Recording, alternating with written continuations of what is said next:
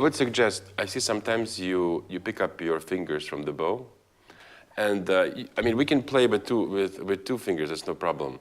But I think it takes away, you steal from your own quality. You know, sometimes when all the fingers are on the bow, it's much better.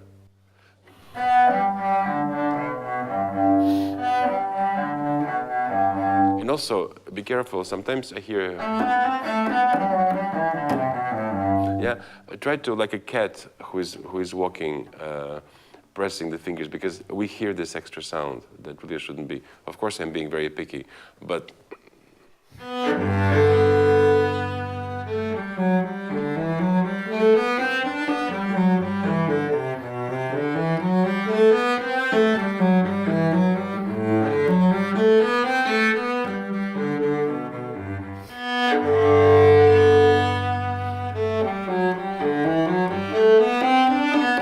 careful of the intonation. The F sharps should be close to right.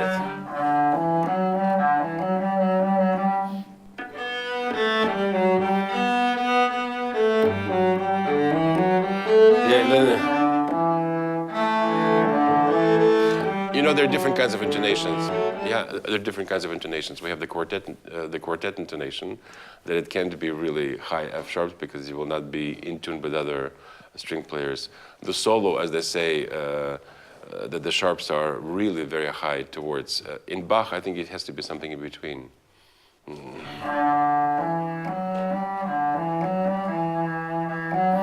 It's also one of the most difficult things is intonation. We can play perfectly into Dvorak concerto, and in Bach it would be totally. Yeah, be careful. Then we have the frame in Bach. Maybe I'm old-fashioned. We have this frame that we cannot go out, yet we need to be expressive. So when we go up and down, try to speak to the audience. If you think about something else, if you think of some view of a mountain, of a lake, or some place that you like, it will be much easier to achieve a higher level of playing. You might even play more in tune because of that. If you only think about technical things, you know, sometimes you get stuck and it's difficult to.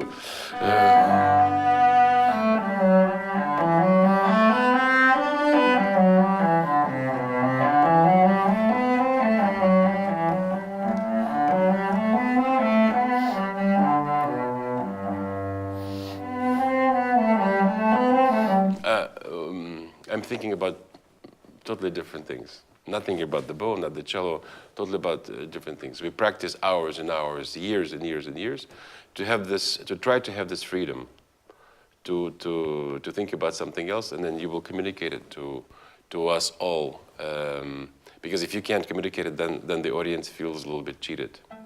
Yeah. So think about what paysage, what view, what feeling you might transfer to all of us. A couple of seconds before you start to play, and then you start.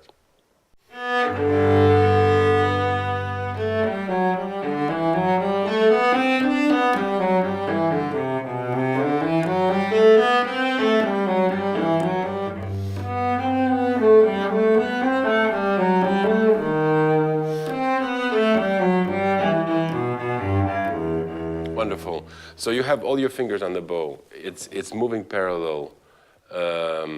Wonderful. The intonation is perfect. What's missing? What do you think?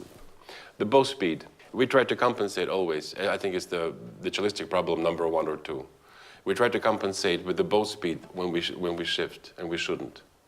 The bow speed should be always the same. When we do the shifts, of course, maybe we should release the thumb pressure of the bow to hide the noise, the extra noise. Yeah,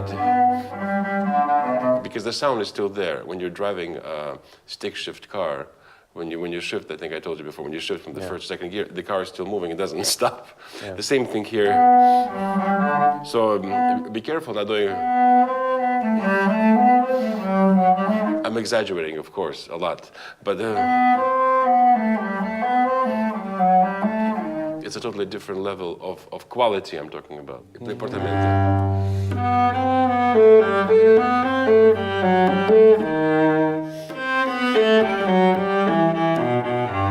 Much better.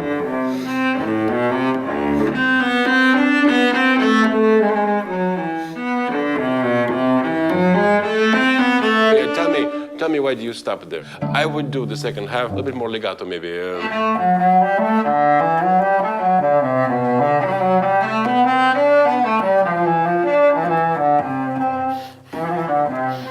This is very nice effect.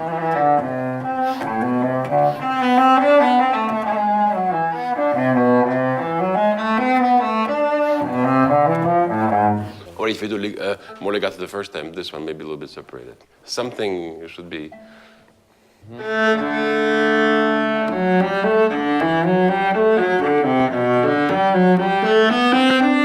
Also, of course, I'm being very picky. Yeah, you play wonderful. I'm being very picky, but I like to be very picky. Make sure, be very careful, because sometimes certain things sound like a boring etude. Even the boring etude shouldn't sound like that. Yeah.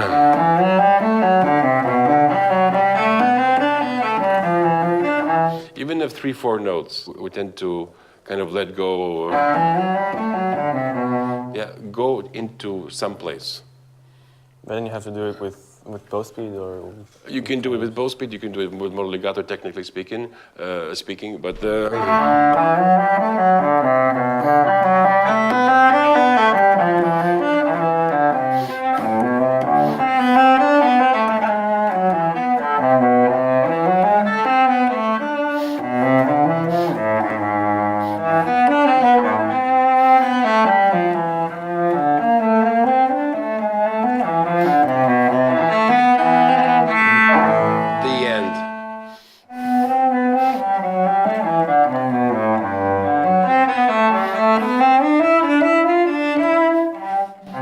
tender, actually, a very tender movement, and sometimes it sounds a little bit too square.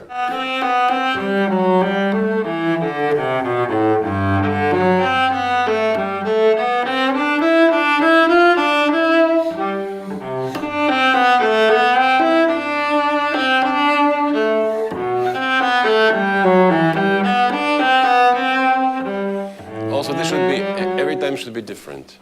Maybe not so different that we would be in shock. If you do it separately, it's okay. But then it shouldn't be half and half. Either with legato or you do separate. Yeah.